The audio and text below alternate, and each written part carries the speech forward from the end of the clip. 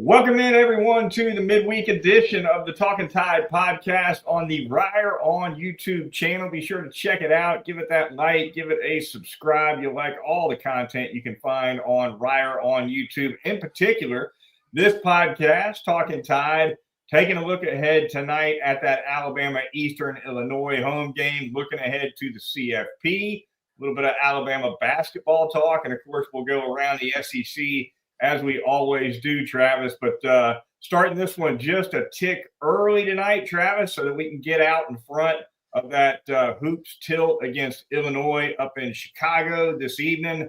I know our live listeners are probably looking forward to that in a little while. But first up, of course, we'll stick with football. Here we are in mid-November, Alabama taking on Eastern Illinois, but the talk is on the CFP. It is just a tremendous television show last night at halftime of our in-between games. Was it in-between games or halftime? Yeah. One of those hoops games at the Garden last night. And certainly a conversation starter around the Southeast and beyond today as that 8, 9, 10, how that unfolded with Alabama losing to Oklahoma. A lot of attention on that and how that would stack up. Alabama behind Notre Dame. Some interesting comments by the chair of the selection committee, the newly installed chair of the committee, by the way. So I wanted your thoughts on it too. You know, I've heard these committee chairmen kind of stumble over their ties, so to speak, on a lot of these CFP rollouts where they try to justify this team over that team. Occasionally they make some sense. I think more often than not, they just end up tying themselves into knots. But I thought Hunter Yurachek's comments were some of the worst I've heard in 11 years of the college football playoff. I mean, at the end of the day, the justification, a lot of Alabama fans up in arms that Notre Dame has no business being in front of Alabama with identical records and not nearly the wins that Alabama has. And I find those complaints to be completely legitimate. I don't see how you put Notre Dame in front of Alabama. And, of course, it was quite a tumble for the Crimson Tide. 6 spots. You lose to a top 25 team in Oklahoma that's now ranked 8th. And right. You tumble 6 spots, Travis. Yeah, which was it? Was it a really high-level quality win for Oklahoma, or was it a bad loss for Alabama? Because it spoke out of both sides of its mouth, didn't it? The ranking for those teams. It looked like hell of a win for Oklahoma, but man, what a bad loss. Right. What a bad loss for Alabama by 2 points against a team that the committee obviously valued enough to push up as far as Oklahoma did. And yeah, you're right. The comments were befuddling, I guess, one way to sort of speak to it. We start getting into granular discussions about run games and anything we could talk about other than quality of wins, right? Right. I didn't want to talk about that as much, but Alabama just didn't run in the ball that well. You know what? You know who Hunter's the AD of? Arkansas. You know who runs the hell out of the football this season? Arkansas. Arkansas is the second-ranked rushing offense in the SEC. I don't see Hunter taking the interim tag off Baba Petrino yet. I mean, if the run game is that damn important, Hunter. Yeah. Take the interim off Bobby. He's running for 200 yards a game. Yeah, the run game comments reminded me of you remember in the early years of the 4-team CFP, those chairmen would get on there and they would talk about game control. Remember game control as a metric, Travis? Yeah. Just the silliest crap you've ever heard. Game crap. Yeah.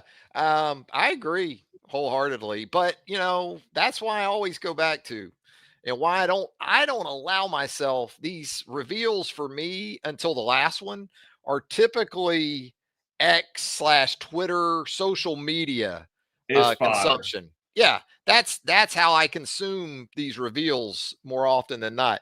Wake me up on the Sunday of conference championship weekend, and then I'll be interested. Other than that, Chase, this is pretty much a television show up until that Sunday. But look, it does what it's intended to do. It gets everybody talking about it. It's an exhibition. There's no question about it. Alabama's fate is still obviously in its hands. Auburn coming up in a couple weeks. It's a must win for Alabama. Surely they'll be out if they don't get it done on the Plains. Are they in the playoff if they beat Auburn, or must they win the SEC title to even get into the playoff? That's going to be the question, Travis, if Alabama gets over on Auburn. And, yours truly penned a column roughly 12 months ago advocating for the elimination of conference championship games altogether. And I may be retooling that one, but with the same sentiment coming up soon. We'll see.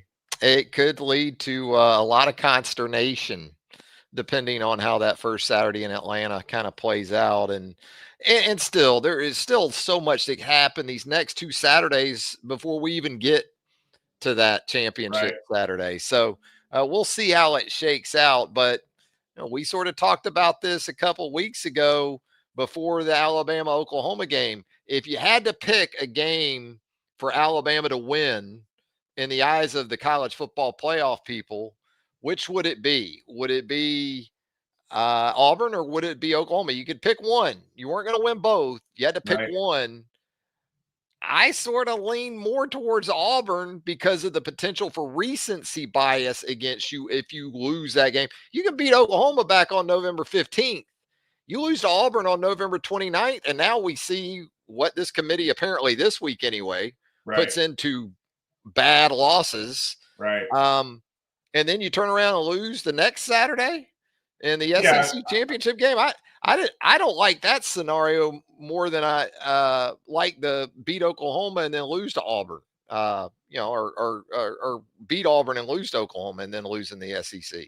It's a fine point because Alabama in losing to Oklahoma, and like you said, it's a long way off, and right now these rankings are just for show. But theoretically, Alabama was placed on the brink of playoff elimination by losing to OU, which is the number 8 team in the country per the CFP itself. Well, if you're going to go to the brink of elimination, losing to OU, what would a loss to Auburn do? That's what I'm saying. Yeah. Absolutely. It almost feels like the committee, if you lose to Auburn at the time that you lose to Auburn, look at the OU loss when like, whatever. Did you see that Auburn loss? Right. That's the value, it feels like. Now, look, still a couple of 3 weeks of this. So I'm fully anticipating, because we're talking about the human element here, I'm totally expecting the goalpost to move at least 2 or 3 more times. Sure. Before we get to Selection Sunday. No doubt. All right. Alabama taking on FCS Eastern Illinois this week, Travis. In advance of that Auburn game, obviously a tune-up. EIU, not even a very good FCS team. They're sitting at 3-8 on the year in that Ohio Valley Conference. They just got blown out by the Lindenwood Lions. Well, look, Lindenwood, we know. I don't care who you are. Yeah. You don't go into Lindenwood. Can anybody? I don't know where Lindenwood is. I think it's maybe Michigan, Pennsylvania, something like that. You don't just go into Lindenwood. I can Google up where Lindenwood is before one of our viewers chimes in. Yeah. On the show, we'll figure out exactly where Lindenwood is for the masses. They want to know, Travis. Hey, that's all that matters. You're right, though. It's an FCS opponent. It's not a good FCS opponent. So for me, the scouting report is this: it needs to be easy and it needs to be injury free, because I know there's already concern maybe about Parker Brailsford, and you hope that this week is more of a precautionary measure, if anything, for him. If he doesn't go at the center position for Alabama, he doesn't need to go this week. You absolutely have to have him as close to 100% against that Auburn front 7 as you possibly can 1 week from Saturday night. So that's the extent of TR's preview or scouting report on Eastern Illinois. That's about the extent. Eastern Illinois just blown out by the Lindenwood Lions, who hail from St. Charles, Missouri. Oh, see, I mean, I wasn't even close. With a stadium of 7,500 seats. Yeah. Well, I mean, like I said, you don't just go in there No. and think you're going to ease right out of there with a W. But again, this game comes at a good time for Alabama. I mean, it's been, even with the bye week before LSU, it's still been a hell of a stretch. If you go all the way back to Georgia, coming off that first bye week, you jumped into Georgia and went through that stretch that took you through OU here last week. It's a very, very good time for a game like this.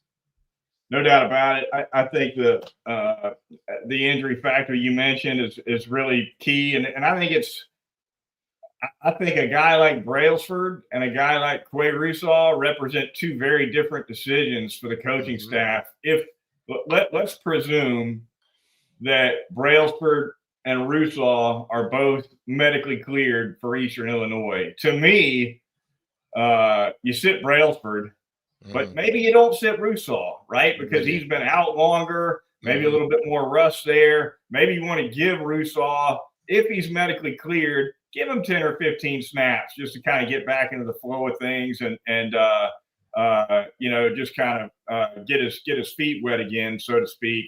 Brailsford, on the other hand, he's not going to need that. So I would say if they're both good to go, I say you sit Brailsford, but maybe you let Russaw play just a little bit. What do you think? I agree. I'm with you on those. I guess Russaw last week got some pregame work and some of those things. I would take him right back through that this week. We saw practice footage, I think, earlier today of Quay Russaw out there with those outside linebackers. Didn't look very limited. He wasn't in a black non-contact, although, those type of things can change depending on what that staff wants you to see at any given time.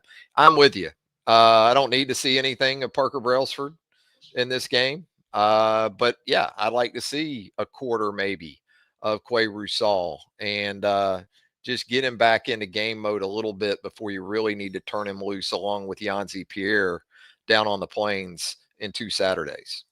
Speaking of Parker Brailsford, I wrote today calling for the coaching staff to just pick 5 and roll with him on the offensive line. Now, I guess if Brailsford sits, you can't even do that this week because he'll be plugged into the lineup, of course, at least one would hope, against Auburn.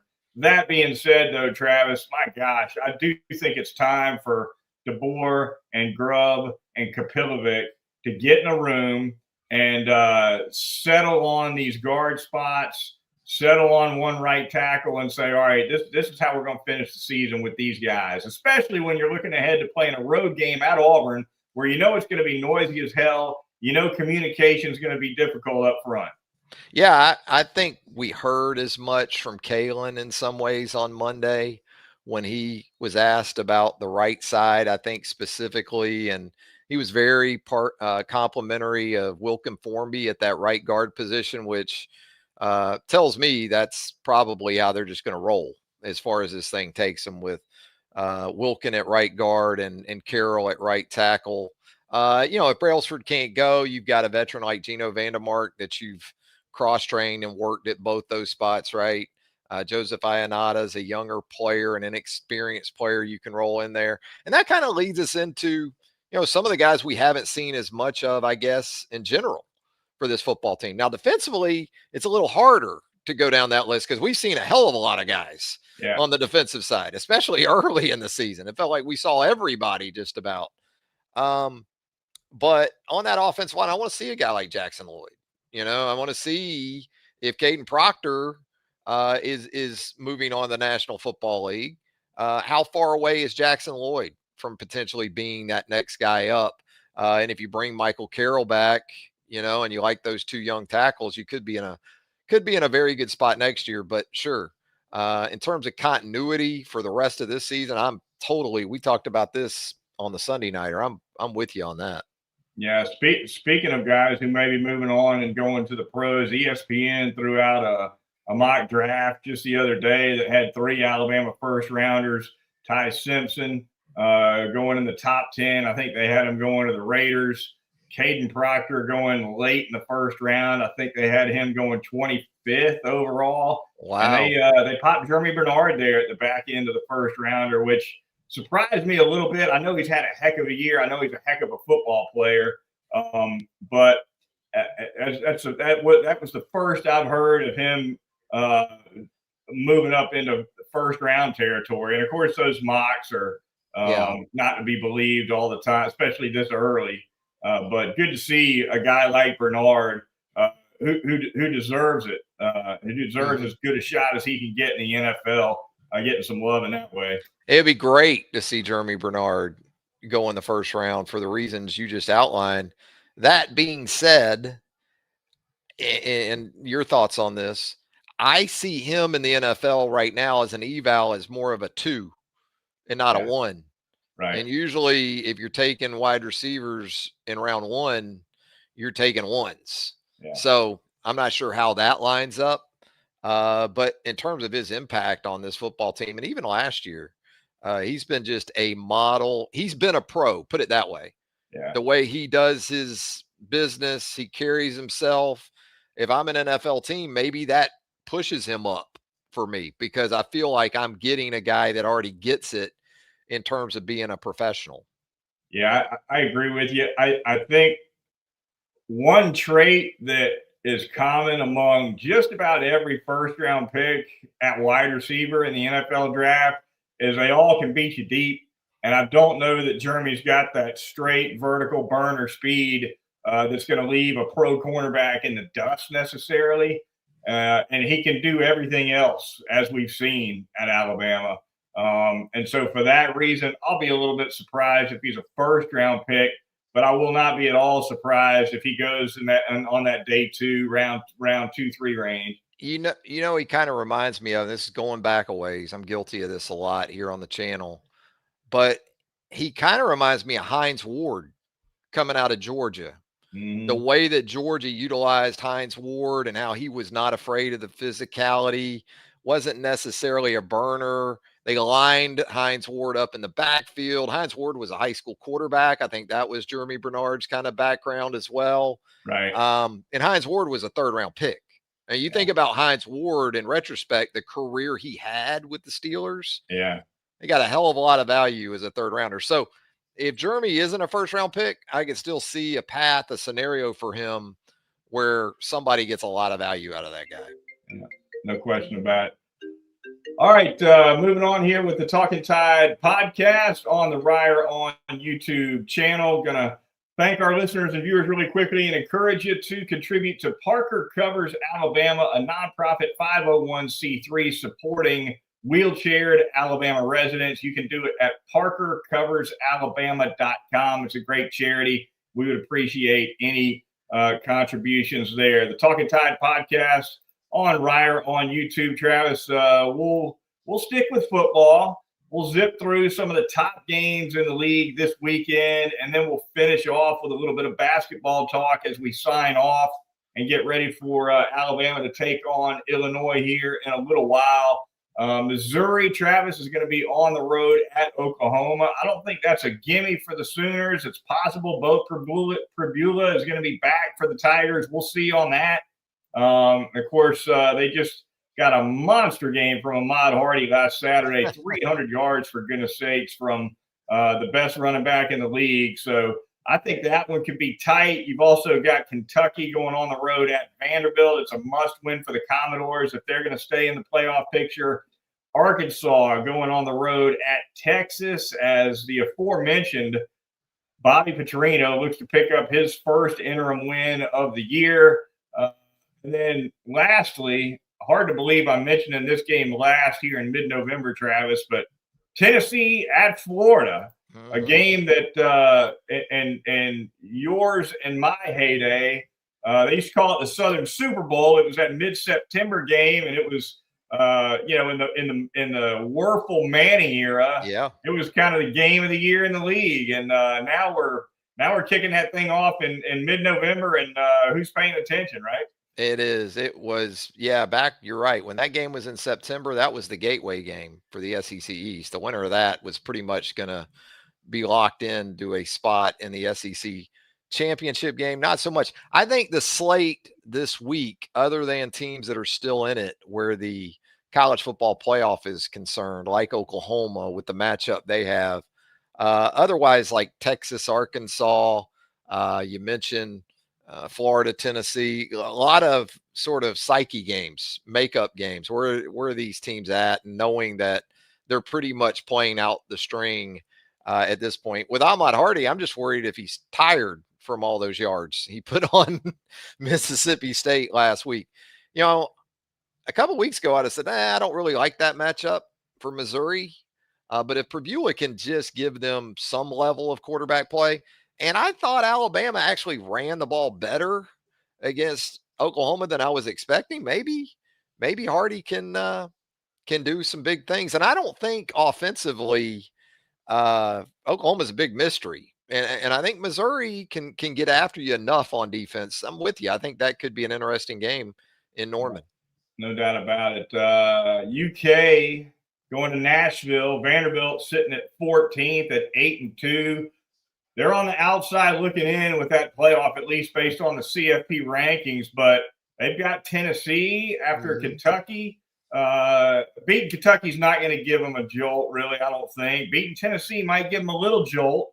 They're still worth watching, those Commodores. They are. They need help. They do. It wouldn't hurt them if Alabama lost Auburn, right? And Missouri beat Oklahoma, and Mississippi State beats Ole Miss, and some of the things that could still happen out there. So that's a big sort of 2-game stretch for Vanderbilt in terms of precedent for that program, though. I mean, 10 wins for Vanderbilt would be humongous, and to do it especially at the hands of Tennessee in that last game would certainly be monumental. Same thing for, we say there's not much, but Josh Heupel could use a couple wins here over Florida and Vanderbilt to cap a 9-3.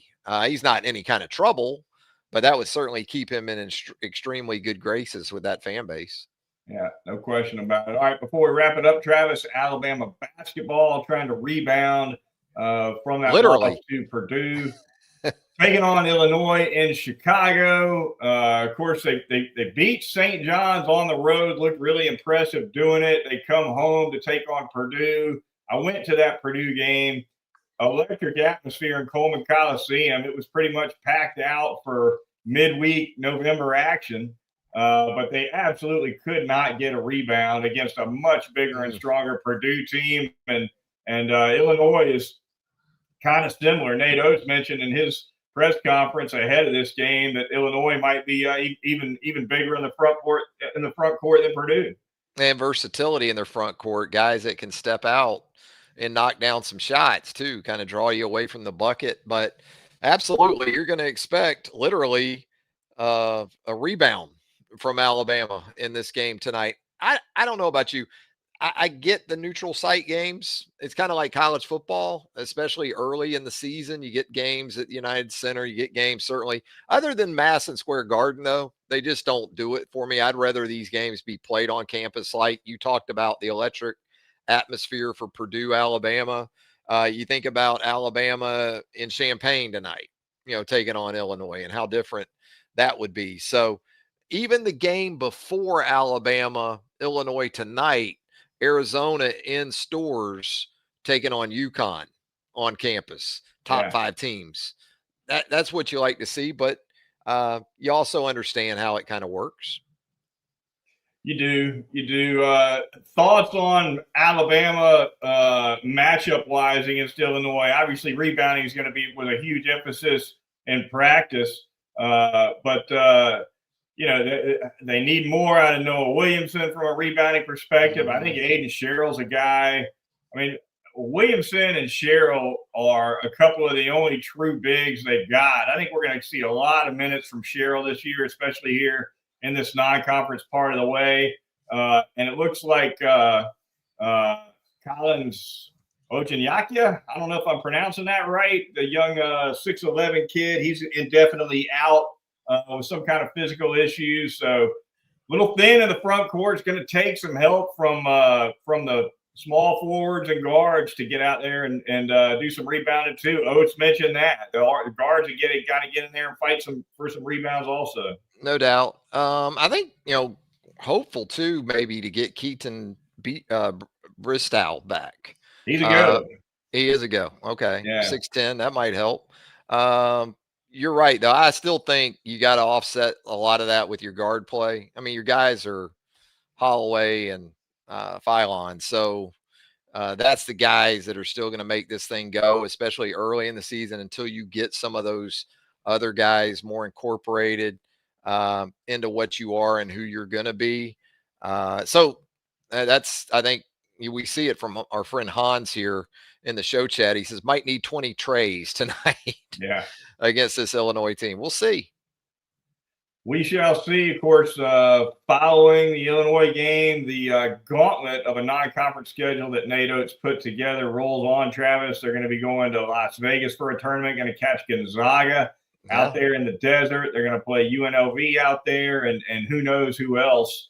And then, of course, you mentioned Arizona taking on the Wildcats in Birmingham in mid-December. So no rest for this Alabama team non-conference wise. Not scared Nate, I call him, because he's not any place, anywhere, anytime. He's willing and ready to go, and he understands. He's trying to get his team ready for SEC play, which is going to once again be an absolute gauntlet. And then bigger picture, the NCAA tournament. All right, there you have it. That is going to do it for the midweek edition of the Talkin Tide podcast. Be sure to join Travis and I on Sunday night when we recap Alabama's home game against Eastern Illinois. We'll look forward to the Iron Bowl a little bit in that show, and, of course, do it a whole lot more next Wednesday when we reconvene for the midweeker. So until then, for Travis Reier, I'm Chase Goodbread, sports columnist with the Tuscaloosa News. We will talk to you next time right here on Talkin Tide.